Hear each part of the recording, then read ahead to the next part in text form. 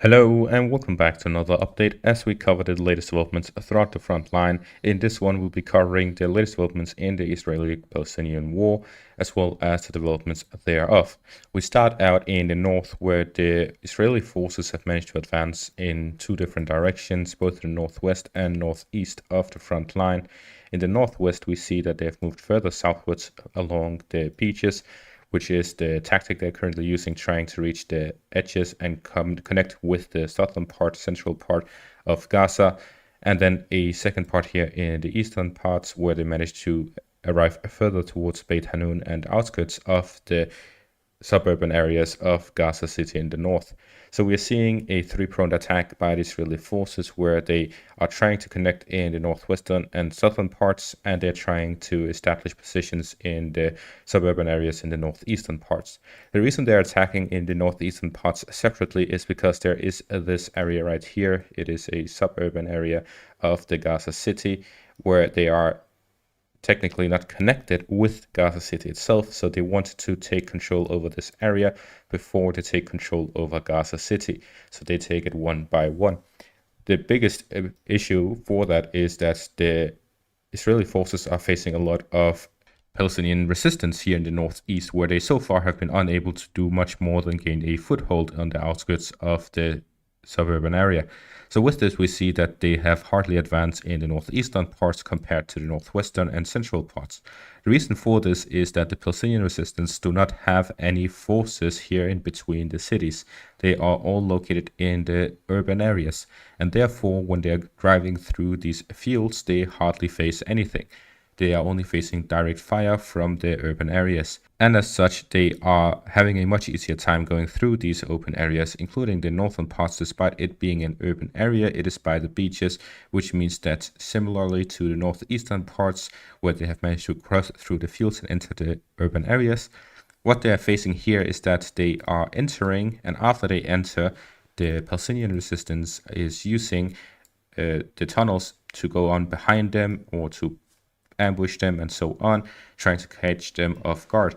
So while they may have entered the urban area in the northwest, they have hardly seen any battles so far, but when they do, it is an ambush and so on. So with the whole area of this urban part being so large that there is multiple kilometers between the northern and southern parts, it is approximately 6 kilometers between the north and the south, and with this we see that the area itself of Gaza City is approximately 46 kilometers square.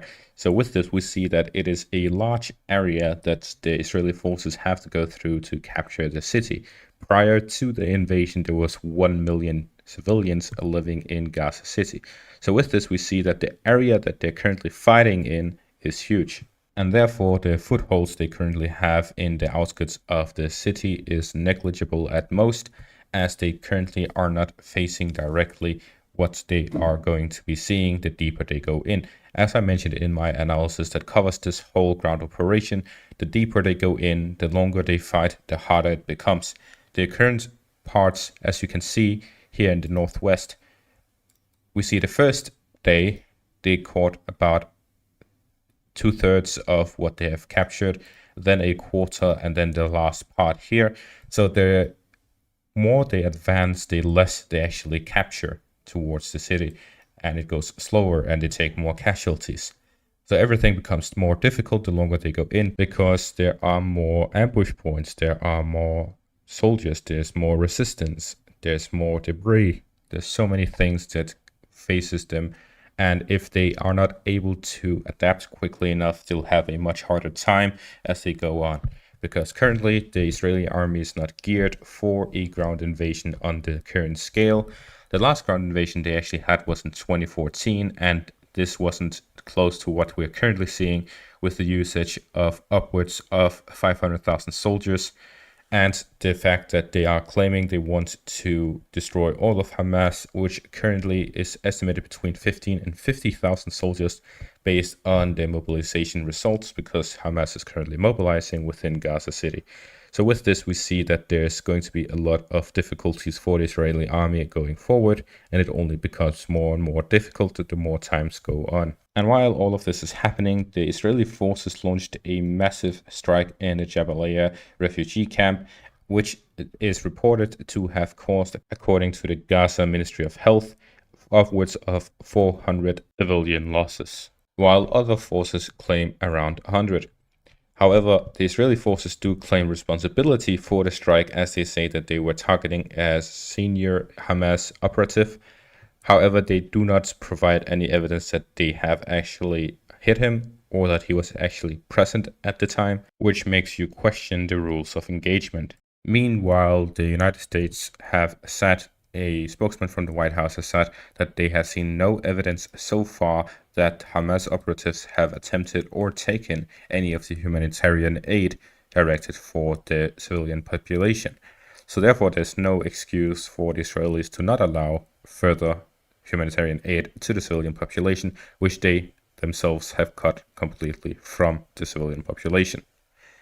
Meanwhile, in the south, in the Rafah border crossing, we see here that the Egyptians have allowed a significant amount of wounded dual nationalists and others to escape through that crossing out of the conflict zone. So here we see that the Egyptians are allowing the wounded to escape and get treatment from the Egyptian hospitals in the area.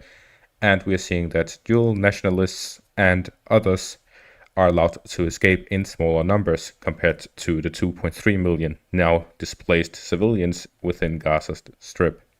Meanwhile, the Israeli army has released footage of the operations in the Gaza Strip. We see from this footage multiple things. First off, at the start, we see that the Israeli army is moving in these long columns of infantry, leaving them vulnerable to artillery fire, which the Hamas operatives actually have. The issues with the Hamas operatives is that they do not have necessary aerial reconnaissance to actually detect these soldiers. Therefore, the Israelis are able to move like this.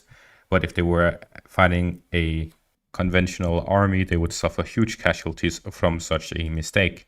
We also see that there are these armored bulldozers clearing the way for the tanks, making a road so that they can operate through those. And we see the tank with the coke cages followed nearby, and this is due to the drones dropping grenades and so on. So these coke cages actually help prevent the destruction of the tanks. We also see here that the grouping of infantry, again, they are very close to each other, the same with the vehicles. So in any conventional war, they would take huge casualties from such dumb mistakes. However, due to the fact that the Hamas operatives do not have all of this technology, it gives them a large advantage, especially in the nighttime. We see here in the nighttime there's heavy bombardments and the infantry moves further closer to the borders and into the conflict zone. We have also heard reports from Hamas. They say that they have launched some drones dropping mortars, anti-tank guns and so on the groupings of Israeli forces outside the border, because they have their artillery pieces with their ammunition right next to it, which is a huge issue for the Israeli army. If they do not learn from this and move them away quickly, they'll end up taking more casualties due to this fact. And last off, there is some pictures from the bombings of Gaza throughout the night, and that is going to be all for this update. Make sure to check out my analysis. The link will be on the screen and on the description and pinned comment. Make sure to check it out if you haven't. It gives a great insight as to the whole situation and exactly what is happening and what is going to happen throughout this ground offensive. Thank you all for watching and have a great day.